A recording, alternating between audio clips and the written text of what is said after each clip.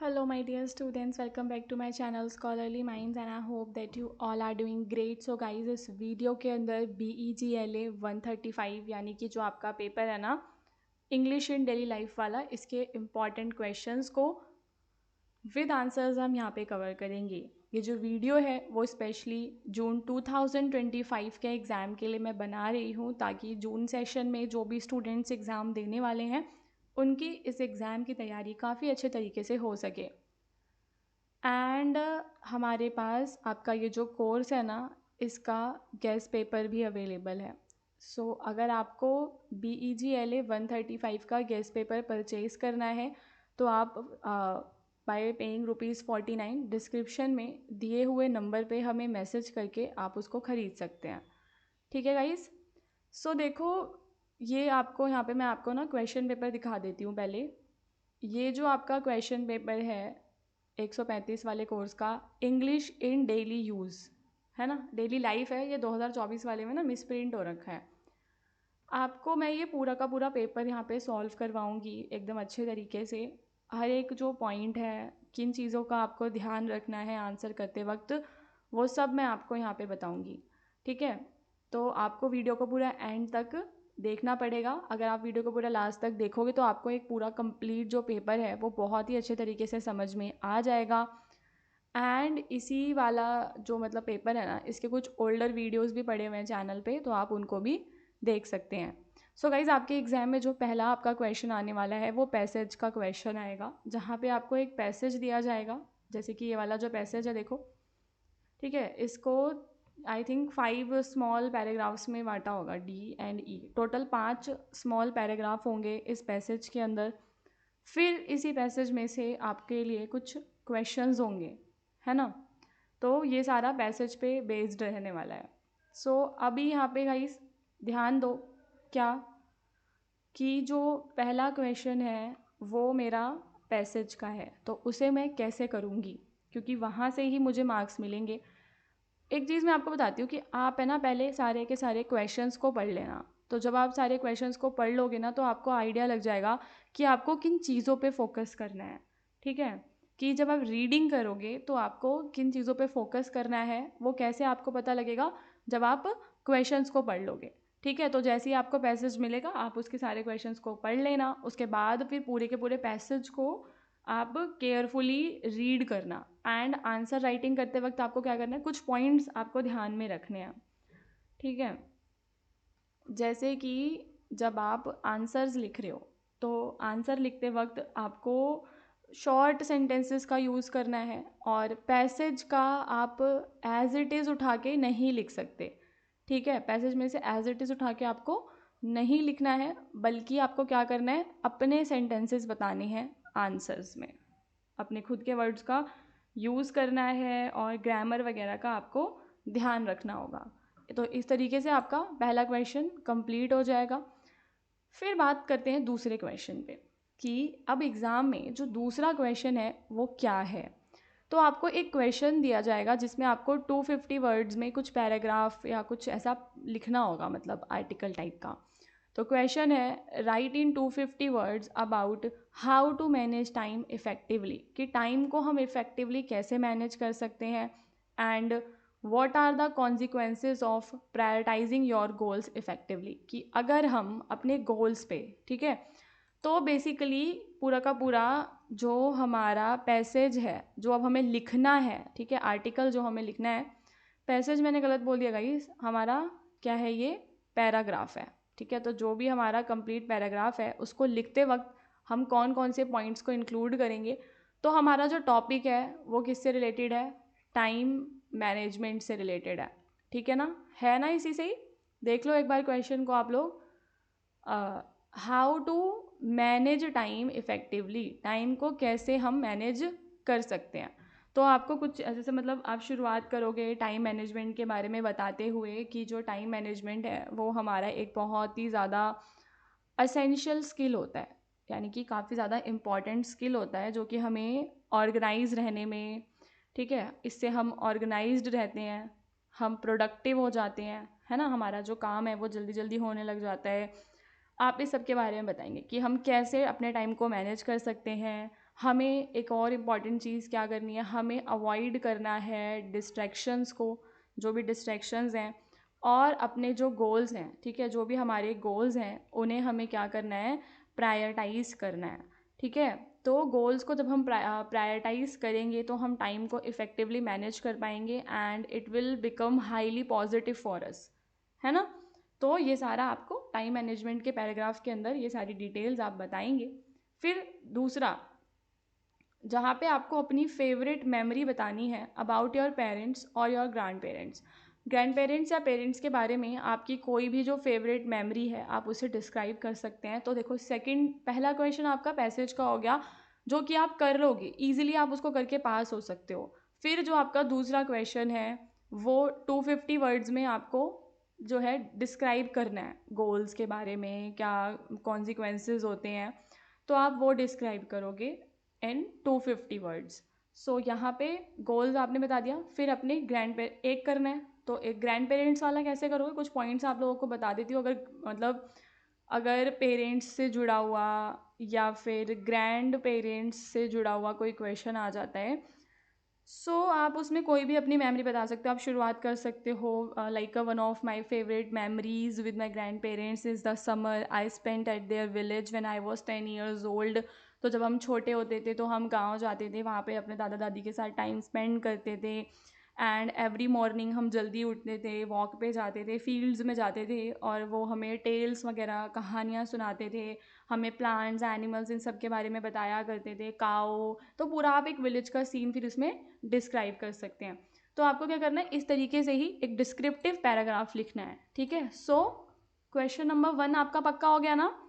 Question number 1 अब आप लोग कर सकते हैं पैसेज वाला इजीली। कैसे करना है मैं आपको बता दिया कि पहले क्वेश्चंस को आइडेंटिफाई करो, देन फिर आंसर्स को ढूंढो उसके अंदर, एंड फिर जो तुम्हारा क्वेश्चन नंबर 2 जो कि डिस्क्रिप्टिव पैराग्राफ है, उसको करते वक्त तुम्हें अपनी जो सोच है ना उसको थोड़ा सा ब्रॉड करना है।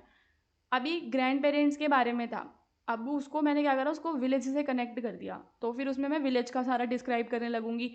तो आपको ऐसे इंटरकनेक्ट करके लिखना है ताकि आपका एक बड़ा पैसेज इन 250 वर्ड्स बन सके, ठीक है। देन फिर क्वेश्चन नंबर 3 में आपको एक मोटिवेशनल स्पीच लिखनी है, ठीक है। तो यानी कि पूरा राइटिंग सेक्शन ही आपका इसके अंदर आएगा। Imagine you are a newly appointed cultural coordinator of your student council, you are giving a motivational speech standing in front of the students. तो अभी यहाँ पे आप मोटिवेशनल स्पीच दे रहे हैं बच्चों के सामने खड़े होकर, है ना। अब यहाँ पे आपको जो 2023 का कल्चरल फेस्ट है उसके लिए एक स्पीच ड्राफ्ट करनी है इन 300 वर्ड्स, ठीक है। सो यहाँ पे अब हम किसके बारे में गाइस बात करेंगे, अब हम बात करेंगे कि आप स्पीच कैसे लिखोगे। स्पीच आपको एग्ज़ाम में 300 वर्ड्स के लिए लिखने के लिए आएगी, है ना। और जैसे ये वाली स्पीच आपकी जो एग्ज़ाम्पल हम करेंगे यहाँ पे वो आपका कल्चरल फेस्ट का एग्ज़ाम्पल है। तो स्पीच की शुरुआत कैसे होती है, हमेशा स्पीच में हम क्या लिखते हैं गाइस, जैसे कि मॉर्निंग में ही होती है mostly. So good morning everyone, respected teachers, आप ऐसे बोलते हैं ना हम जब जाते हैं स्टेज पे, तो रिस्पेक्टेड टीचर्स। और क्योंकि हम काउंसिल मेंबर हैं तो हम बोलेंगे fellow council members and my dear students. तो ये आपका स्टार्टिंग का हो जाता है पैराग्राफ।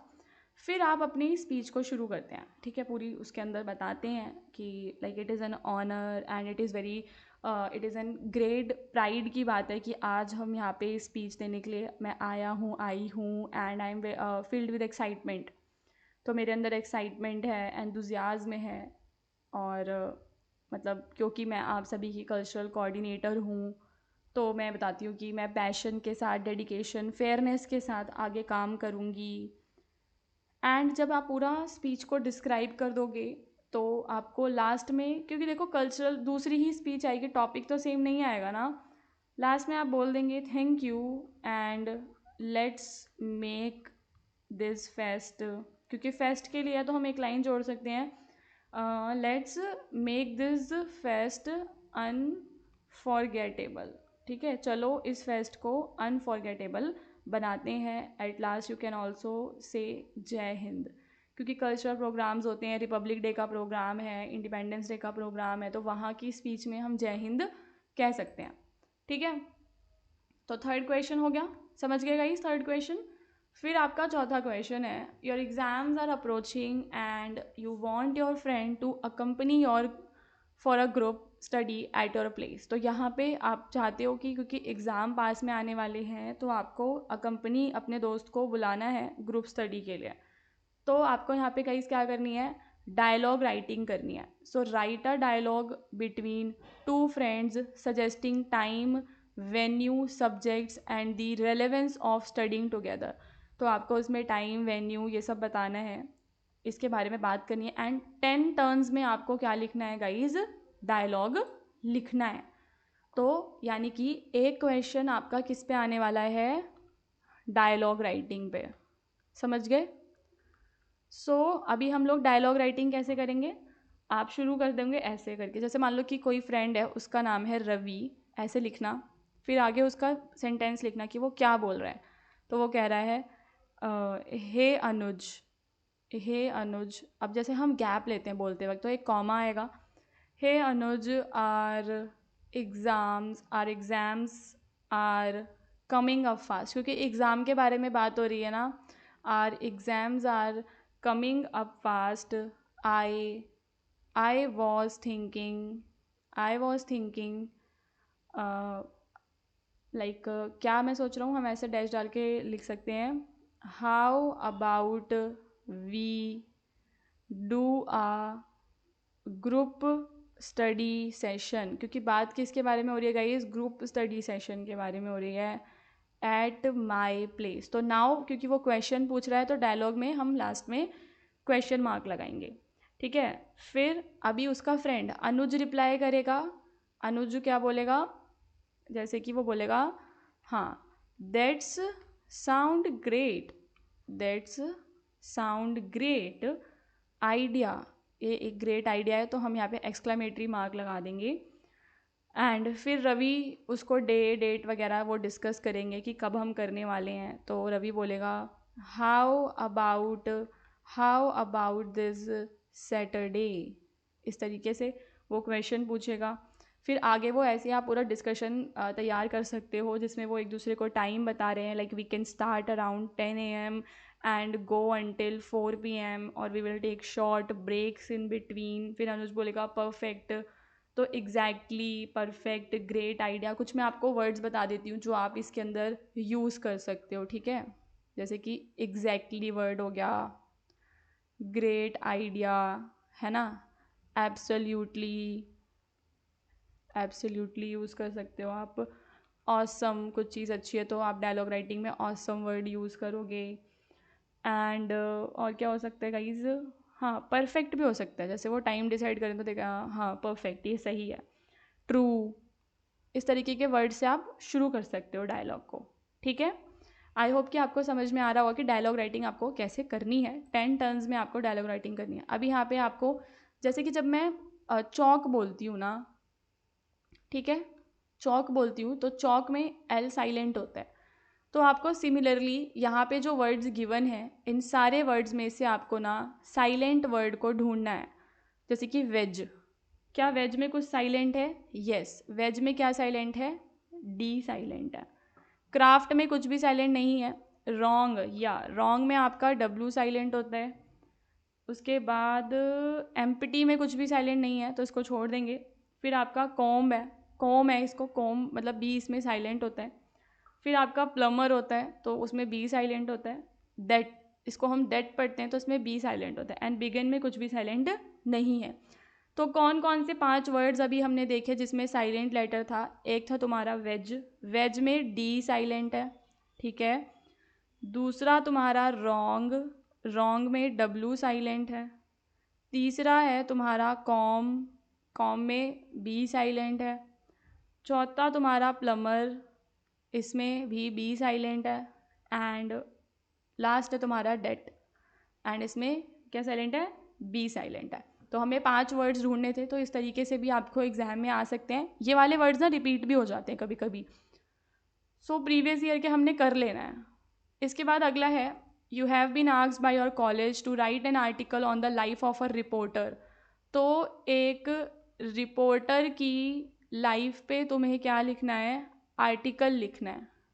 तो आपको कोई भी 5 क्वेश्चंस जो कि आप उस रिपोर्टर से पूछ सकते हो, ठीक है, कोई भी 5 क्वेश्चंस। जैसे कि आप एक क्वेश्चन पूछ सकते हो कि आपको क्या चीज़ इंस्पायर करती है, ठीक है, what inspired you to become a reporter and what does a typical day in your life look like। तो कुछ ऐसे 4-5, जब भी आपका ना, सुनो, जब भी आपका इंटरव्यू वाला आएगा तो आप मतलब थोड़ा बहुत चेंजमेंट करके ना वही वाले क्वेश्चंस को यूज़ कर सकते हो। जैसे कि अभी तुम्हारा रिपोर्टर का है तो डॉक्टर का हो सकता है, किसी पॉलिटिशियन का हो सकता है। तो आप सेम क्वेश्चन उनसे, पहला क्वेश्चन क्या पूछ सकते हो, क्या पूछ सकते हो गाइस, वॉट इंस्पायर्ड यू, ठीक है, what inspired you to become a reporter and like कैसे तुमने अपना करियर शुरू करा, how did you start how did you start your career as a journalist या करियर इन जर्नलिज्म। ये क्वेश्चन हम पूछ सकते हैं। सेम ऐसे ही चेंज करके थोड़ा सा दूसरे व्यक्ति से भी पूछ सकते हैं। दूसरा हम पूछ सकते हैं जो हर किसी से इंटरव्यू में, वो क्या होता है, what does a typical day in your life, what does a typical day in your life look alike, आपकी लाइफ में टिपिकल डे कैसा दिखता है। एंड कुछ चैलेंजेस जो वो फेस करते हैं तो हम बोल सकते हैं what are the biggest challenges you face in your daily life, challenges you face in your daily life, ठीक है, as a reporter, as a politician, आप इसके लास्ट में ऐड कर सकते हो। चौथा क्वेश्चन आप उनसे पूछ सकते हो like can you share some of your memorable experiences, आप शेयर कर सकते हैं, ठीक है। तो इस तरीके से आपने 5 क्वेश्चंस उनको बता देने हैं। अब यहाँ पे आपका काफ़ी इंपॉर्टेंट क्वेश्चन जहाँ पे आपको प्रेपोजिशंस को फिल करना है, ठीक है। तो पहला क्या हो जाएगा, लुक एट द पिक्चर। क्या होगा guys, look at the picture on the wall. He has cut his finger, he has cut his finger with a knife, knife से उसने अपनी फिंगर को काट लिया है। इसके बाद Gitanjali was written by Rabindranath Tagore, he will arrive at 8 AM, train pass through आएगा, क्या आएगा गाइस यहाँ पे आपका, train pass through the tunnel and there are stains on the floor. Floor के ऊपर होते हैं ना तो आपका क्या होता है, ऑन द फ्लोर होता है, like leave the newspaper on the table. इसमें भी आपका क्या होगा, leave the newspaper on the table. Patients were waiting for the doctor, he had a mark on his foot, foot पे होता है निशान तो ऑन हिज फुट आएगा। And we stood on 1 foot. तो इस तरीके से आपको एग्ज़ाम में प्रेपोजिशंस करने के लिए आएंगे। जो मेरे ओल्डर वीडियोज़ हैं ना उसके अंदर मैंने प्रेपोजिशन का सारा और भी डिटेल में करवाया हुआ है, तो आप मेरी ओल्ड वीडियोज़ को ज़रूर देखना। एंड अगर आपको इसका गैस पेपर बाय करना है तो आप उसको हमारे व्हाट्सएप से परचेज़ कर सकते हैं, ठीक है। इसके बाद है आपको एडवर्ब को फिल करना है, जैसे पोलाइटली, ग्रेसफुली, इस तरीके से। सो क्वेश्चन पहला क्या है, द ऑडियंस ने कैसे बिहेव करा guys, politely, the audience behaved politely. The dancer performed gracefully, Ram does his work carefully. तो ये सारे हमने इसमें एडवर्ब्स को फिल करना है। पीपल वर वेटिंग पेशेंटली, लोग कैसे वेट कर रहे थे गाइस, पेशेंटली वेट कर रहे थे। आई ब्यूरिड द 2 कैट्स क्वाइटली, ठीक है। तो इस तरीके से आप एडवर्ब्स को फिल कर देंगे। एंड देन आपको जो ये गिवन है ना आंसर्स, तो इन आंसर्स के आपको क्वेश्चंस देने हैं। जैसे कि गिवन था स्वाति कुमारी, तो क्वेश्चन क्या बन गया, व्हाट इज़ योर नेम। तो ऐसे ही in Canada I am a software engineer, इन सभी के आपके क्वेश्चंस बनाने हैं। तो इन कनाडा का क्या बन जाएगा, where do you live, where do you live, तो वो बता देगी इन कनाडा। फिर उसने क्या बोला, आई एम अ सॉफ्टवेयर इंजीनियर, यानी कि उससे क्या क्वेश्चन पूछा गया होगा, व्हाट इज़ योर प्रोफेशन, क्या तुम्हारा प्रोफेशन है। फिर बट आई कैन स्पीक, उसने कहा but no but I can speak, तो हमने उससे क्या क्वेश्चन पूछा होगा, कुछ और लैंग्वेज पूछी होगी ना, कैन यू स्पीक फ्रेंच, तो वो बोल देगी no but I can speak German, या फ्रेंच की जगह आप हिंदी भी लिख सकते हो, can you speak Hindi. And I watch TV series और प्ले बैडमिंटन, यानी कि वहाँ से यहाँ पे उससे क्या सवाल पूछा गया होगा जब उसने ये आंसर दिया गाइस, तो यहाँ पे उससे सवाल पूछा गया होगा, what do you do in your free time में आप क्या करते हैं। एंड लास्टली जो क्वेश्चन बनेगा वो क्या बनेगा हमारा, how much work experience, how much work experience do you have, आपको कितना वर्क एक्सपीरियंस है। तो उसने आंसर दिया होगा, I have 2 years of work experience. So guys यहाँ पे हमने 2024 का पूरा जो पेपर है उसको सॉल्व कर लिया है। एंड आई होप कि आपको बहुत ही अच्छे तरीके से समझ में आया होगा कि जब आप इसका एग्ज़ाम देने जाएंगे तो आपको पेपर को किस तरीके से अटैम्प्ट करना है, किन बातों का आपको ध्यान रखना है, एग्ज़ाम में आपसे क्या क्या पूछा जाएगा। तो अगर आप हमारे चैनल पे नए हैं तो चैनल को सब्सक्राइब करना बिल्कुल मत भूलना। डिस्क्रिप्शन में आपको हमारे चैनल्स मिल जाएंगे, टेलीग्राम चैनल, व्हाट्सएप चैनल, तो आप हमारे साथ वहाँ पे जुड़ सकते हैं। एंड अगर आपको इसका गेस्ट पेपर परचेज़ करना है तो जो नंबर मैंने आपको बताया कि डिस्क्रिप्शन में गिवन है, आप उस नंबर पे मेरी टीम को व्हाट्सएप पे कांटेक्ट कर सकते हैं। ठीक है।